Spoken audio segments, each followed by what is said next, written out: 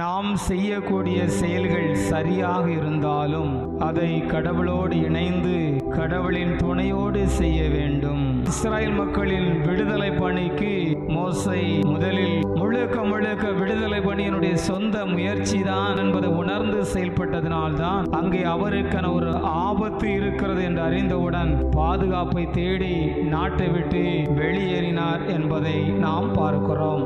ஆனால் எரிகின்ற முட்செடி வழியாக அழைப்பு இறைவனிடமிருந்து வந்ததை அவர் உணர்கின்றார். முதலில் தன்னை விட்டுவிடுமாறு சொன்னாலும் கூட பிற்காலத்திலே பார்வோனுக்கு நேருக்கு நேராக நின்று பேசுகின்ற அளவுக்கு ஞானத்தையும் தெளிவான பேச்சையும் கொண்டு அவர் செயல்பட்டார். நல்ல செயலாக இருந்தாலும் சரி, ஆண்டவனின் துணை கொண்டு செய்கின்ற பொழுது எவ்வளவுதான் கடினமாக இருந்தாலும் பின்வாங்க மாட்டோம், தொடர்ந்து நாம் முன்னேறி கொண்டிருப்போம் என்பதை நாம் பார்க்கிறோம்.